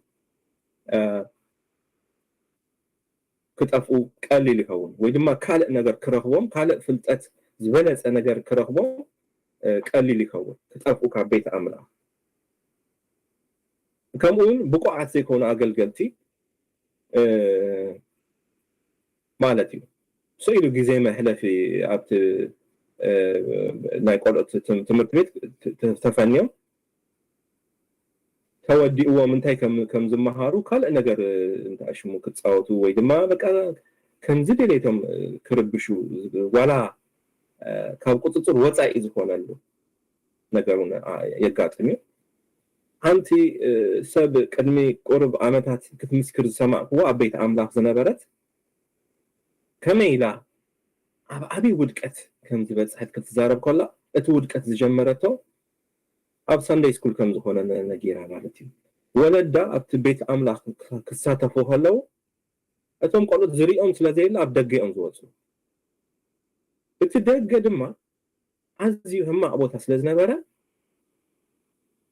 ኣብኡ ናፅነት ኣለዎም ነዚ ነገር እዚ ኩሉ ክረኽብዎ ማለት እዩ ካልእ ነገር ንምፍታን ሽጋራ ዝተፈላለየ ነገር ዘገርም ቃል ኣምላኽ ክመሃሩ ኣምፂእካዮም ካልእ ነገር ተማሂሮም ይመፁ ማለት እዩ ስለዚ እዚ ካብ ምንታይ ዝመንጨወ እዩ ንቆልዑት ዘይምግዳስ ኣዝዩ ትሑት ዝኾነ ኣመለኻኽታ ኣብ ቆልዑት ዘለና ዘመልክት እዩ ስለዚ በዚ ከምዚ ብዙሕ ቆልዑት ካብ ቤት ኣምላኽ ከም ዝጠፍኡ ክንፈልጥ ኣለና ልዕሊ ኩሉ ክንግደሰሎም ግን ከም ዘለና እዩ እቲ ዘመኑን ጊዜኡን ፀልማት ስለ ዝኾነ ክንድንግፀሎም ይግባእ ክንሓልየሎም ይግባእ ክትቀርፆ ከለኻ ቆልዓ ትድንግፀሉ ኣለኻ ማለት እዩ ተናግፎ ኣለኻ ማለት እዩ ካብቲ ዝመፅእ ነገር ትሕግዙ ኣለኻ ማለት እዩ ትጎድኦ ኣይኮንካን ቃል ኣምላኽ ክትቀርፆ ከለኻ እውን ክሳብ ተሃስዮ ከም ዘይኮነ ግን ድማ ክትቀርፆ ከም ዘለካ ይዛረብ ዘይዛረብ ኣይኮነን ግን ኣብዚ ዘመን ፍኑ ግበሮ ቆልዓኻ ዝብል ንጹር ዘይኮነ ነገር ስለ ዘሎ ኣብ ቤት ኣምላኽ እዚ ነገር ስለ ዝኣተወ ቃል ኣምላኻዊ ግን ኣይኮነን ንቆልዓ ክትቀርፆ ኣለካ ስለዚ እዚ ሓቅነት ቃል ኣምላኽ እዩ ብፍቕሪ ግን ክኸውን ኣለዎ ነዚ ዓሚቕ ብዝኾነ ኣቡና ተስፋ ዓለም ተዳልዩ መፅኡ ካፍለና እዩ ስለዚ ነዚ ከይበፅሕ ብሓፈሽኡ ዘልዩ ነገራት ክንምልከት ኢና እሞ ብኡ ክንውድእና ማለት እዩ ብሓፈሽኡ ዘልዩ ክማልኡ ዝግብኦም ነገራት እንታይ እዩ ንኣብነት በቲ ዝመልክዎ ቋንቋ ክግልገሉ ኣለዎም እንደር ኣብ ዓዲ ጥልያን ኣለዉ ቆልዑት ኮይኖም ናይ ግድን ብትግርኛ ክትምህሮም የብልካን ትግርኛ ኣገዳሲ ቋንቋና ክንምህሮም ኣገዳሲ ኣብ ቤትካ ክትምህሮም ዝኾነ ዓሌት ዝገብሮ ነገር እዩ ቻይኒዝ ኣብ ዝኾነ ዓሌት ተወለዱ ፐርፌክት እዮም ዝዛረቡ ሶማል ዝኾነ ዓሌት ፅቡቅ እዮም ዝዛረቡ ትግርኛ እውን ከምኡ ክኸውን ኣለዎ ኣይ ነቲ ዘለዎም ቋንቋ ከየባላሸወሎም ኢልካ ከም ድሑር ጌርካ ክትገብር እዚ ዓብይ ዕንወት ኢኻ ትገብር ዘለኻ ንደቅኻ ቋንቋኻ ክትምህሮም ኣገዳሲ ነገር እዩ ግን ልዕሊኡ ኣገዳሲ ዝኾነ ነገር ኣሎ እሱ ድማ እንታይ ክትራዳድኦም ክትክእል ድማ ኣለካ ቋንቋ ሓደ ነገር እዩ ክትራዳድኦም በቲ ዝርድኦም ጥልያን ዝርድኦም ድር ኮይኑ ብጥልያን ብዛዕባ ወንጌል ክመሃሩ ኣለዎ እንግሊሽ ይርድኦም ድር ኮይኑ ብእንግሊሽ ከተረድኦም ኣለካ ነቲ ወንጌል ብቋንቋኦም ክሕዝዎ ኣለዎም በቲ ዝመልክዎ ናይ ግድን ብትግርኛ እንድሕር ጌርካ ካልእ ፀገም እዩ ዝፍጠር እሞ ዝመልክዎ ኣይከውንን ማለት እዩ ዋላ ነቲ ዋና ሓሳብ ክሕዝዎ ዝግባእ ልዕሊ ቋንቋ መብዛሕትኡ ግዜ ቋንቋኦም ክሕዝዎ ኣለዎም ብቋንቋኦም ክመሃሩ ኣለዎም ይበሃል ሓቂ ፅቡቅ ምኮነ ግን ኣብቲ ንነብሮ ናብራ እውን ድማ ክርኢ ኣለና እንግሊሽ ዝመልኩ እንድሕር ኮይኖም ብእንግሊሽ ዝመልክዎ ቃል ነቲ ሓቂ ቃል ኣምላኽ ክመሃሩ ክረኽብዎ ኣለዎም ድሕሪኡ ቋንቋ ክመፅእ ይኽእል እዩ نابز خدوه يبلهم أبجز قانقا كمهارو يخلي يوم تزمهارو لبوتا دما كاب حدقا نسعى زخونا بوتا كرهوا اللوم بوتا كبر اللوم اللوم سئلك نعب النت أنتو يزدقس هو سب مالك هاب تدقى بزه هما نقر زقبارو شقارا تكي زلوو ناي كومار بوتا أبو حسر زبالة ناي تشرش بوتا سلترخوة نتون قلت أي حالة خالو من مالتي ناي تشرش ناي أمرخو بوتا كدلا خالو نقلت قدامنت كحساب اللوو زانا بوتا خوف فيلم مهارو لبوتا زسحوهم كون اللوو بأدميهم كفال عليه كإلو اللوو بقعت مراحت دما ممهران دما يلي وامي نتوم ممهران دما زتاها غاغزو سبات يلي وامي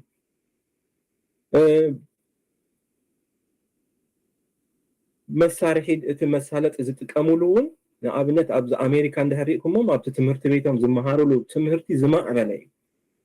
أنت بلاك بورد إن هنا زمهار نالو كندو إذا أكل ديجيتال تلفزيون يتزلوا أبو يتصحفوا أبو يريوا كل نجار يمزجبوا على كالي أبو زلوا أبز مسؤولن كالي تصبيهم يقولون إسرائيل زبونة نجار كون يقولون كابو زي واحدة مقبلة كجبر اللهم على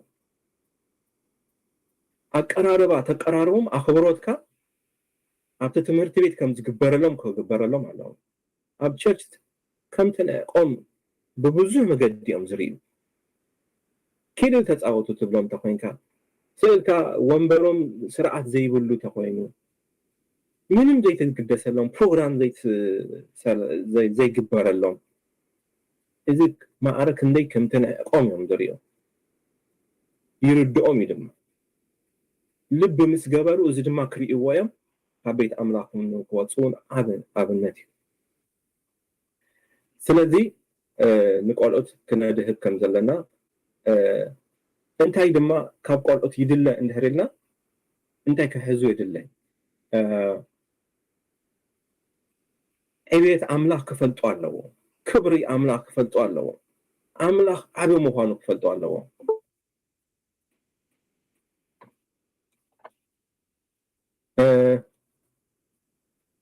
كبر أملاك كفلت الله ودكت ودسب كفلت الله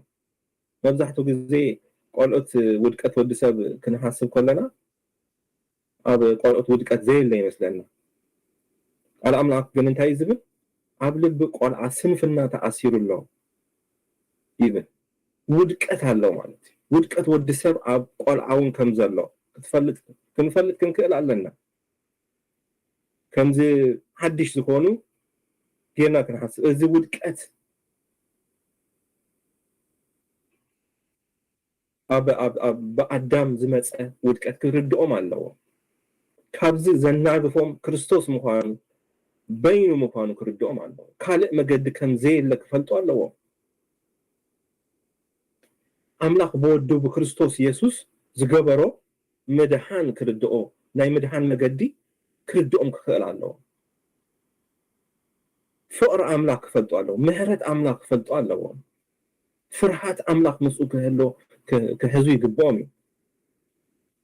سلازي ولد أملاك مخانم دك أملاك مخانم كفلتو الله قالت سلازي مصحف قدوس انتي مخانو كفلتو الله بزعبا قالت كنمهار كلنا انتينا كنفلت زلنا بب ادميهم كفلتو زقبا تاريخات كله كفلتو الله بب ادميهم كفلتو زقبا ناي مصحف قدوساوي قالات ناي تيولوجي قالات مدحان انتايو ودقت انتايو እዚ ዝመሰለ ብዙሕ ነገር ኣሎ እዚ ኩሉ በብዕድሚኦም ክፈልጡ ኣለዎ ከንብቡ ከም ዘለዎም ክጽልዩ ከም ዘለዎም ደቀ መዝሙር ኮይኖም ከዓብዩ ከም ዘለዎም ተልእኮ ኣምላኽ ከም ዘለዎም ክፈልጡ ከም ዘለዎም ኣምላኽ ንህይወቶም ዕላማ ከም ዘለዎ ክፈልጡ ጸላኢ ከም ዘለዎም ክፈልጡ ኣለዎም ዕላማ ጸላኢ ኣብ ህይወቶም ዕላማ ኣምላኽ ኣብ ህይወቶም ክፈልጡ ኣለዎም ስለዚ እዚ ንቆልዑት ክፈልጥዎ ዝግባእ ክኸውን ከሎ እታ ትቅጽል ስላይድ ግበረለይ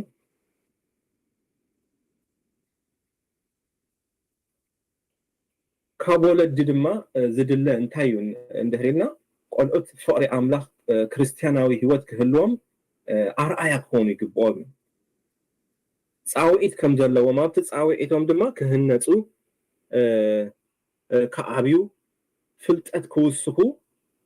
ክነተባብዖም ይግባአና ከነጥቆም ዘድልዮም ነገራት እንድህራሉ ኣብቲ ኣምላኽ ዝሃቦም ክእለት ከማዕብልዎ ካልኡን ነገር ከማዕብሉ ድሕሪት ክተርፉ ከም ዘይብሎም ክነተባብዖም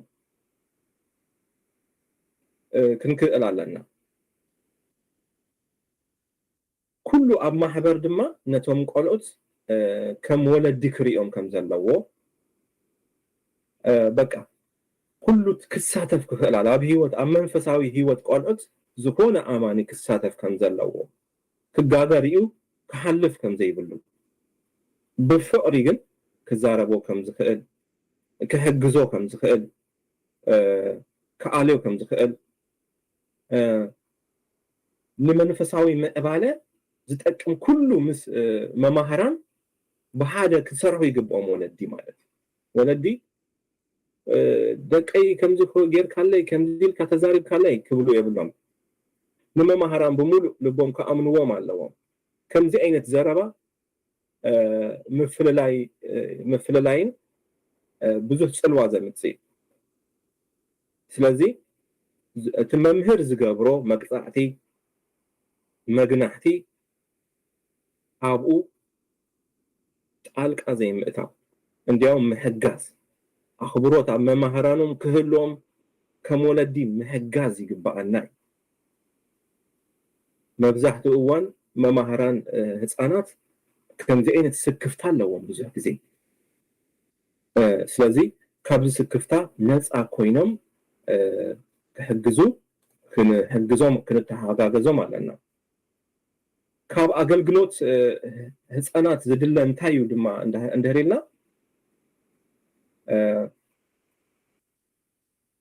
ብሰናይ ድሌት ተበጊሶም ከገልግሉ ኣለዎም ቆልዑት ዘገልግሉ ኣገልገልቲ ማለት እዩ እዚ ክፍለ ኣገልግሎት ልክ ካለ ብጸጋ ተገልግሎ ነገር ናይ ጸጋ ኣገልግሎትም ከም ዝኾነ ሓደ ኣይ ስኮ ብጸጋ ይዘገልግል ትብሎ ኩሉ ሰብ ንኣምላኽ ዘገልግል ከምኡ ምዃኑ ክንፈልጥ ኣለና ኣፈላላይ ኣብዚ የለን ንቆልዑት ዘገልግሉን ናይ ጸጋ ኣገልግሎት ዓብይ ክብሪ ዘለዎ ኣገልግሎት ምዃኑ ክንፈልጥ ኣለና ስለዚ እንዲያም ብጸጋ ኣምላኽ ዘይግልገል ነገር የለን ነቲ ሓደ ጥራሕ እሱ እኮ ብጸጋ ይዘገልግል ትብሎ ነገር ኣይኮነን ኩሉ ብጸጋ ኣምላኽ ይዘገልግል ብባዕሉ ዘገልግል የለን ዕላማ ክህልዎም መማህራን ይግባእ እዩ ብዕላማ ዝተጠርነፉ ክኾኑ ይግባኦም እዩ ጾር ክህልዎም ይግባእ እዩ ንቆልዑት ፍሉይ ጾር ክህልዎም ይግባእ እዩ ስኢሎም ግዜ ስለ ዘለዎም ኣዴታት ቆልዑት ስለ ዝሃቆፋ ብኡቢለን ድማ ነቶም ቆልዑት ክሪአን ዝግባእ ነገር ኣይኮነን እዚ መማህራን ኣገልግሎት ቆልዑት ልክዕ እቲ መምህር ተዳልዩ ከም ዝመጽእ መማህራን ቆልዑት ተዳልዩ ክመጽእ ኣለዎ ግዜ ኣሕሊፉ ጸልዩ ክመጽእ ኣለዎ ጽቡቕ ኣቀራርባ ከሪኦም ኣለዎ ከም ተዳለወ ከሪኦም ኣለዎ ይግደሰሎም ምዃኑ ከሪአ ኣለዎ መማህራን ብደገን ብውሽጥን ኣርኣያ ምሳሌ ዘለዎ ህይወት ንቆልዑት ከሪኡ ይግባእ ይርዩ ምዃኖም ቆልዑት ክንፈልጥ ኣለና ስለዚ ደይከውን ዓይነት ኣከዳድና እንድሕር ጌርና መጺና ብዙሕ ኢና ነባላሽ ዘለና ማለት እዩ ኣና ዝጥዕመና ዓይነት ክዳን ተኸዲና መጺና ግን ካልእ ነገር ንቆልዑት ንምህሮም ከም ዘለና ክንፈልጥ ኣለና ስለዚ ኣርኣያ ክኾኑ ከም ዝግብኦም ቆልዑት ኣገልግሎት ክኽበሩ ከም ዘለዎም መማህራን ክንርዳእ ኣለና። ስለዚ ካብ መራሕቲ እንታይ ይድለ ካብ መራሕቲ ቤተክርስትያን እንታይ ይድለ እንድሕር ኢልና ድማ ኣብ ዝኾነ ቤተክርስትያን ኣገልግሎት ክፍሊ ከም ዝኾነ ክንፈልጥ ኣለና። ዝቅፅል ዝትክእ ወለዶ ምዃኖም ክንፈልጥ ኣለና። ዘለዓለምና ንሕና ይኮንና ኣብቲ ማሕበር መራሕቲ ክንከውን። ዘለዓለም መራሕቲ ሃገር ዝተወሰኑ ሰባት ኣይኮኑም ክኾኑ። እዞም ቆልዑት እዮም እንታይ ኮኑ ሓደ መዓልቲ ሃገር ዝመርሑ ቤተክርስትያን ዘመሓድሩ ትካላት ዘመሓድሩ ምዃኖም ክንፈልጥ ኣለና። ስለዚ ዓብ ክብሪ ክንህቦም ኣለና። ፍጥረት ኣምላኽ ማዕረም ከማና ክንሪኦም ኣለና። ስለዚ ክንቆም ኣይግባእን። ከም ክፍሊ ኣገልግሎት ክትሓዝ ኣለዎ። ከም ክፍሊ ኣገልግሎት ዘይንሕዞም እንድሕር ኮይና ሰኢልና ናትና ጥራሕ ንገብር እንድሕር ኮይና ዓብ ናይ ወለዶ ዕንወት ኢና ንፈጥር። ሰኢልካ ምጥርናቱን ጥራሕ ከይኮነ ድማ ምዕባለኦም ምምዛን ኩሉ ሻዕ ምክትታል መማህራኖም ከመዮም መራሕቲ ቤተክርስትያን ክከታተሉ ኣለዎም። ገለኮ ተሸይሙ እዩ ኣብኡ ዝሰርሕ ዘሎ ሰዓት ተገልግሎም ዘላ ኢልና ክንገድፎ ዘይኮነ ክንምዝን ኣለና። ከም ቤተክርስትያን መራሕቲ ዕቤት ቆልዑት ክንመዝን፣ ናይ መማህራን ንጥፈት ክንመዝን፣ ጉለት እንድሕር ኣሎ ክነመሓይሽ ምዝርራብ ምምሕያሽ ቀፃሊ የድሊ። ባጀት ድማ ምምዳብ ነዞም ቆልዑት ክፍሊ ኣገልግሎት መብዛሕትኡ እዋን መራሕቲ ቤተክርስትያናት ባጀት ዘይምድብሉ ኣገልግሎት እንድሕር ኣሎ ኮይኑ ናይ ቆልዑት እዩ። ሓደ ኣምላኽ ዝባረኾ ኣገልጋሊ በዚ ዝግደስ እዩ። ዝኾነ ቤተክርስትያን እንድሕር ተዓዲሙ ዝሰብ ዓብ ሰብ እዩ። ናበይ ዝኸይድ መጀመርታ እንዳ ኣገልገለ እንታይ ኣገልጊሉ ምስ ወድአ ቀልጢፉ ናቶም ቆልዑት ቼክ ክገብሮም ኩነታቶም ከፃሪ ይኸይድ ማለት እዩ። እትው ኢሉ ሰብ ይስንብድ ማለት እዩ። ኮፍ ምስ በለ ይርኢ። እዚ ሰብ ሓንቲ መዓልቲ ክነግረኒ ከሎ 80% ባጀት ነዞም ቆልዑት ከም ዝሰልዐ ነጊሩኒ ማለት እዩ። ካልእ ቦታ ዋላ 1% ዘይምድቡ ብዙሓት ኢና ንፈልጥ። ስለዚ ኣብ ቆልዑት ክንግደስ ኣለና፣ ባጀት ክንገብረሎም ኣለና። ስእልካ ባጀት ምግባር ጥራሕ ከይኮነ ድማ ምፅብፃብ ውፅኢቱ ምፅብፃብ ኣብ መወዳእታ ውፅኢት ዘምፅኦ ምፅብፃብ ነዞም ቆልዑት ኣገልግሎት ምምዳብ ዝኾነ ምውፋር ኣብቲ ኣነ ዝነበር ኩሉ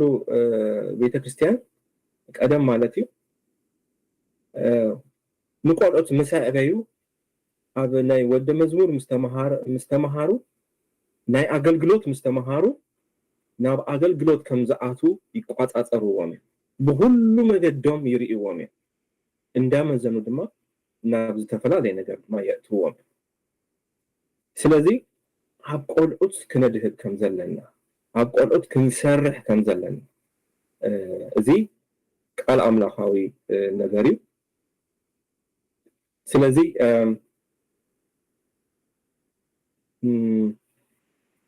ሎሚ ዘለና ሓፈሻዊ ዝኾነ ነገር ተዛሪበሎም ብዛዕባ ስልጠና ኣገልግሎት ህፃናት። ስለዚ እዚኡ ነይሩ ዝመፅእ ዘሎ ሰሙን ሃውና ተስፋ ዓለም ግፍሕ ዝበለ ትምህርቲ ክጅምረልና እዩ። ነቶም ኣብ ኣገልግሎት ህፃናት ዝሳተፉ ቆልዑት ሰባት ክትዕድምዎም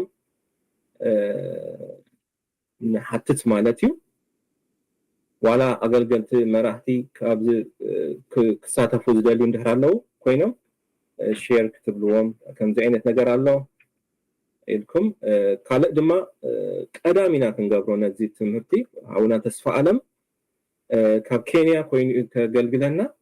እታ ትጠቅመው ሰዓት ድማ ቀዳም ስለዝኾነት ቀዳም በዛ ንጅምረላ እዋን ክንኣቱ ንኽእል ኢና ኣብቲ ኤሪ ባይብል መእተዊ ዘሎ ግዜ ሰንበት ዝነበረ ተመሳሳሊ ግዜ ቀዳም ክንገብሮ ምዃና ነቶም ክመፁ ዝደልዩ ክትሕብርዎም ተሓሳስብ ማለት እዩ ስለዚ ኩላትና ብጸሎት መንፈስ ንኹን ክንጽልይ ኢና ሃሌሉያ ጎይታ ንመስገነካ ለና ስለዝነበረና ግዜ ጎይታ በኢየሱስ ስም ክትረዳአና ክትሕግዘና ንደቅና ንቆልዑት ብግቡእ ክንሕዝ በጎይታ በኢየሱስ ክርስቶስ ስም ጸጋ ከተብዛሐልና ንጽልይ ኣለና ኩሉ ንክብርኻ ክኸውን ንጽልይ ክብርን ምስጋናን ንኣኻ ይኹን ጎይታ በኢየሱስ ስም ኣሜን ምስ ባባ ሃብተ ኮይና ክንጽልይና ንመወዳእታ ሓደሽቲ እንድሕር ኣለኩም ምስ ባባ ሃብተ ክትጽልይኩም ዝሓመምኩም እንድሕር ኣለኩም ባባ ሃብተ ክትጽልየልኩም ይኽእል እዩ ጸሓፉ ኣብቲ ታሕቲ ሓደሽቲ ጎይታ ክትቀበሉ ትደልዩ ውን ምስ ባባ ሃብተ ሕጂ ክንጽልይና ኩላትና ንባባ ሃብተ ከእድሞ ጎይታ ኢየሱስ ይባረኩም ዝመት ዘሎ ሰሙን ቀዳሚና ክንራኸብ ተባረኩ ባባ ሃብተ ማይክ ነባ ክብሩ ሁሉ ለእግዚአብሔር ይሁን አሜን ለዝነበረና ጊዜ እግዚአብሔር ይባረክካ ቃል አብ ብዙሕ ተባረክና በትምህርቲ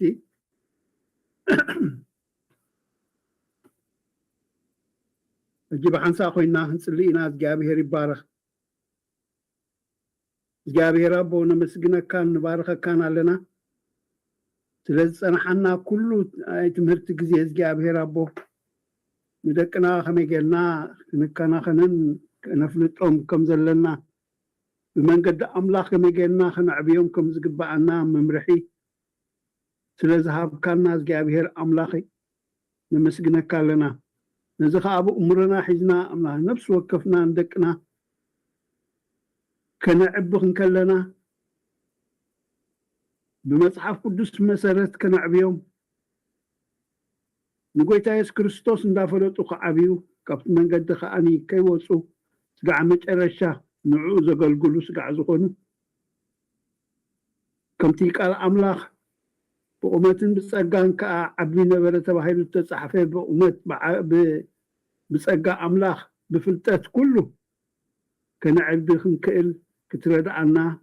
ነዚ ተማሃርናዮ በአእምሮና ሒዝና ብምስትውዓል ክንገብሮ ክንክእል ክትረዳአና ንጽልይ ኣለና እግዚአብሔር አቦ ስለ ሁሉ ነገር ተመስገን በዚህ ቃል እዚ መሰረት ምናልባት ቤተሰባት እንተለኹም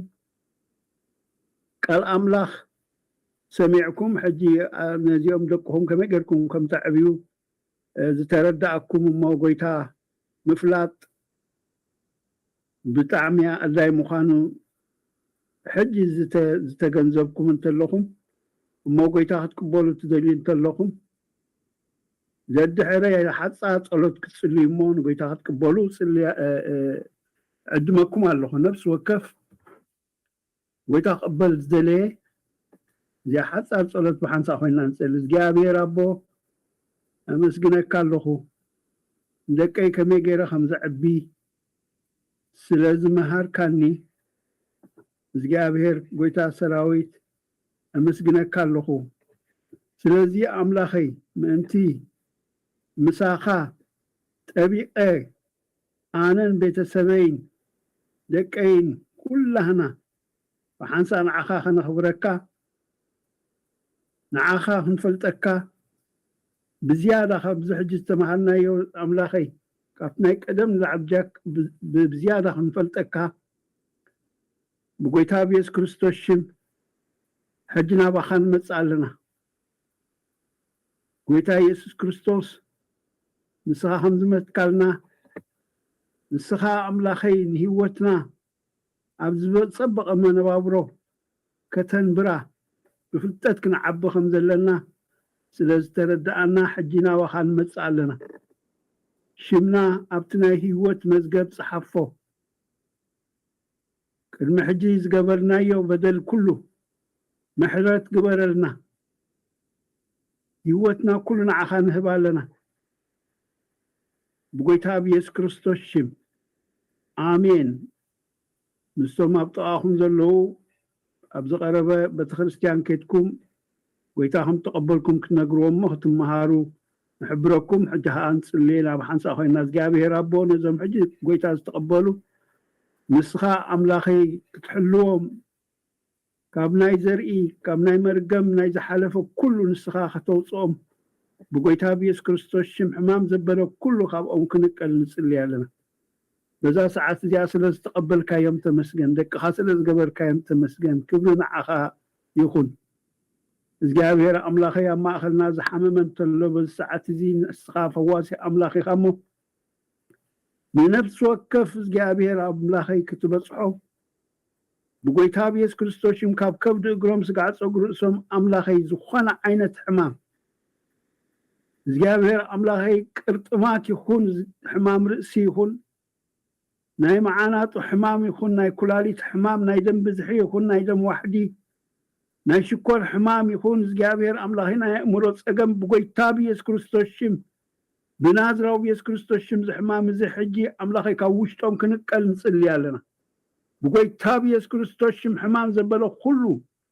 ካብ ውሽጦም ተነቂሉ ክኸይድ ዝኾነ ዓይነት ሕማም ካንሰር ይኹን እግዚአብሔር ኣምላኸይ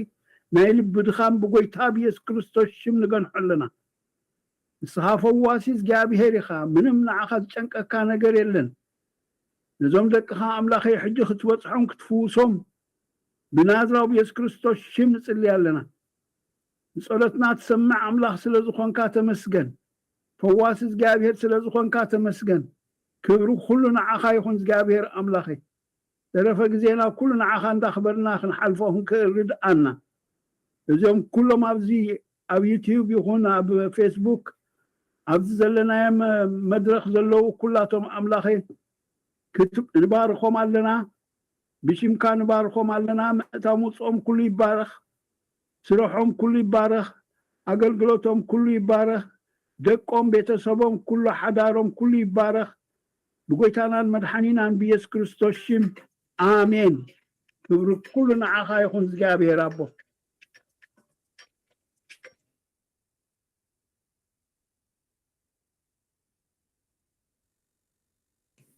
آمين آمين الله يبارك رب هبته نهار برنامجنا ودينا لنا زمت زلو قدام كنراخبنا ويتا يبارككم